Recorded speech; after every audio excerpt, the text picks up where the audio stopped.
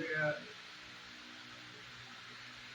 அஞ்சலி நிகழ்வில் கலந்து சிறப்பித்துக் கொண்டிருக்கின்ற எங்களுடைய இயக்கத்தினுடைய தலைவர், தஞ்சை மாவட்ட பாராளுமன்ற உறுப்பினர் செல்வம் அழகிரிநாதன் அவர்களே, எங்களுடைய கட்சியின் செயலாளர் நாயகம் மட்டக்களப்பு மாவட்ட பாராளுமன்ற உறுப்பினர் ஜெனா கருணாகரன் அவர்களே, மற்றும் எமது கட்சியின் தேசிய அமைப்பாளரும் முன்னாள் கிழக்கு மாகாண சபையின் உதவி தவிசாளருமான பிரசன்னா இந்திரகுமார் அவர்களே, மற்றும் எங்களுடைய கட்சியின் உபதலைவரும் முன்னாள் அம்பாறை மாநகர சபை எதிர்கட்சி தலைவருமான கென்றி மகேந்திரம் அவர்களே, மற்றும் நமது கட்சியின் நிதி செயலாளரும் ஊடக பேச்சாளருமான முருசாமி சுரேந்திரன் அவர்களே, மற்றும் நமது கட்சியின் நிர்வாக செயலாளர் கிருஷ்ணன் கனகரட்னம் அவர்களே, மற்றும் நமது கட்சியின் ஆரம்பகால உறுப்பினரும்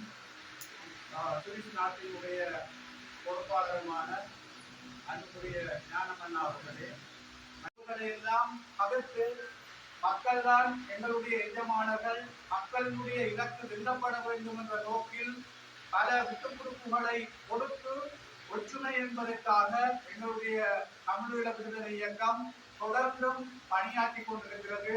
அந்த பணியாற்றும் பங்களிப்பில் எங்களுடைய தலைவர் உள்ளிட்ட அனைவரும் மிக அர்ப்பணிப்பாக பணியாற்றி கொண்டிருக்கிறார்கள்.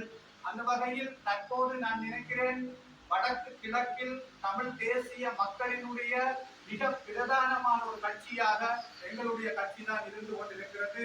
தற்போதைய சூழ்நிலையில் தற்போது மக்களுக்கு இருக்கிற ஒரு நம்பிக்கை, வடக்கு கிழக்கில் இருக்கிற மக்களினுடைய ஒற்றுமைக்கு அப்பால் தமிழ் மக்களினுடைய இன ரீதியான அடையாளங்கள், அடிப்படை அபிலாசைகளுக்கு குரல் கொடுக்கக்கூடிய வகையில் தமிழீழ விடுதலை இயக்கம் கெலோ ஒரு பலமானதாக இருக்கிறது என்பதை தற்போது பல மக்களும் நம்பி அவர் எங்கள் பின்னால் வருவதற்கு தயாராகி கொண்டிருக்கிறார்கள். ஏனென்றால் சில கட்சிகளுக்கு இடையில் ஏற்பட்ட முரண்பாடுகள், அவர்களுக்கு இடையில் ஏற்பட்ட கட்சி ரீதியான குழப்பங்கள் எல்லாம் மக்களை பல்வேறு மன அழுத்தங்களுக்கு உட்படுத்தியது மாத்திரமல்ல, தொடர்ச்சியாக ஏதோ ஒற்றுமை என்கிற ஒரு நிலைப்பாட்டில் உறுதியாக இருப்பதை மக்கள் உறுதியாக நம்புகிறார்கள். உங்களுக்கு தெரியும், கடந்த உள்ளூராட்சி மன்ற தேர்தல் வந்தபோது தேர்தல் என்கிற ஒரு குறுகிய லாபத்திற்காக பல ஆயிரம் தியாகங்களுக்கு பின்னால் உருவாக்கப்பட்ட தமிழ் தேசிய கூட்டமைப்பு எப்படி உடைக்க முற்பட்டது மிக பிரதானமான கட்சி என்பது எல்லோருக்கும் தெரியும். அந்த இடத்தில் கூட எங்களுடைய தமிழீழ விடுதலை இயக்கம், குறிப்பாக எங்களுடைய தலைவர் உள்ளிட்ட தலைமை குழு மிக நெருக்கமாக இறுக்கமாக பேசிக் கொண்டிருந்தது. நாங்கள் இந்த நேரத்தில் ஒற்றுமையை சீர்குலைக்க கூடாது, ஒற்றுமையாக இருக்க வேண்டும், தமிழ் மக்களுடைய ஜனநாயக பலத்தை ஆயுத போராட்ட மௌனிப்புக்கு பிறகு நாங்கள் உறுதியாக கொண்டு செல்ல வேண்டும், தமிழ் மக்கள் மனம் சோரக்கூடிய வகையில் அல்லது விரக்தி அடையக்கூடிய வகையில் நாங்கள் விட்டுவிடக் கூடாது என்பதில் நாங்கள் உறுதியாக இறுதி வரை போராடினோம், பேசினோம், பல்வேறு நடவடிக்கைகளை மேற்கொண்டோம். ஆனால் அவை எல்லாவற்றையும் கடந்து பிரதான கட்சி உடைத்தறிந்து வெளியேறி இருந்தது. ஆனால் அவர்கள் வெளியேறி இருந்தாலும் நாங்கள் மீண்டும் தமிழ் மக்கள் நினைக்கக்கூடியவாறு மனதில் ஒரு திடமான எண்ணத்தை வைத்திருக்கக்கூடிய வகையில் நாங்கள் ஒரு கூட்டணியை உருவாக்கி இருக்கிறோம். அந்த கூட்டணி நான் நினைக்கிறேன் கடந்த தேர்தல் நடந்திருக்குமாக இருந்திருந்தால் இன்று பாரிய அளவில் எழுச்சி பெற்றிருந்தோம். ஆனால் துரதிருஷ்டவசமாக அந்த தேர்தல் நடைபெறவில்லை. எதிர்வரும் காலங்களில் நடக்கிற தேர்தல்களில் நீங்கள் ஒவ்வொருவரும் திடமாக மனதில் வைத்திருக்க வேண்டும், இந்த வடக்கு கிழக்கு தமிழ் மக்களின் ஜனநாயக ரீதியான அரசியல் பலத்தை எங்களுடைய கூட்டணி தான் தீர்மானிக்கும். அதில் எந்த மாற்று கருத்துக்கும் இடமிருக்காது. ஏனென்றால் அவ்வளவுக்கு அர்ப்பணிப்புடன் இந்த பிரதான கூட்டணியில் இருக்கிற எங்களுடைய இயக்கம் கட்சி அர்ப்பணிப்பாக செயல்படுகிறது.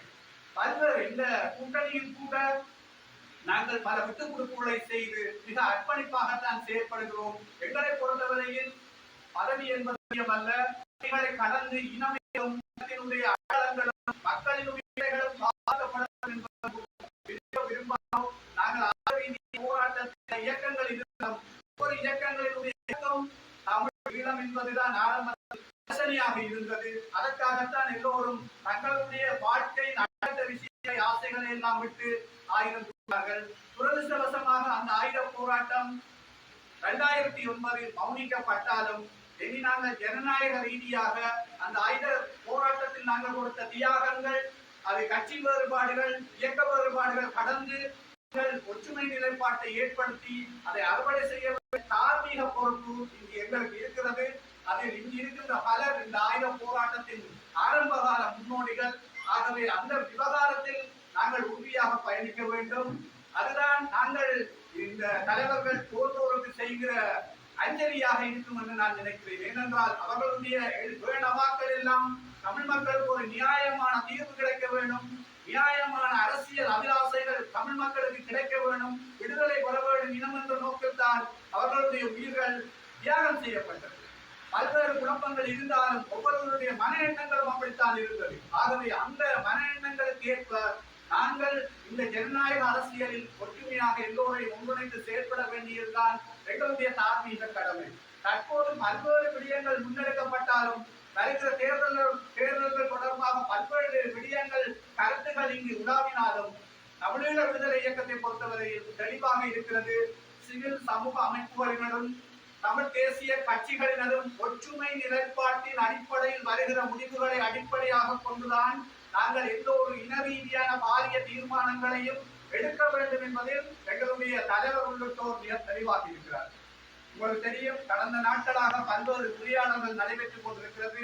அந்த உரையாடல்களுக்கு அப்பால் எங்களுடைய தேசிய மாநாடு நடைபெற்ற போது அதில் நாங்கள் தீர்மானமாக எடுத்த விடயமே ஒற்றுமை என்பதுதான். எல்லா கட்சிகளும் ஒரு ஒற்றுமை நிலைப்பாட்டுக்கு வர வேண்டும்.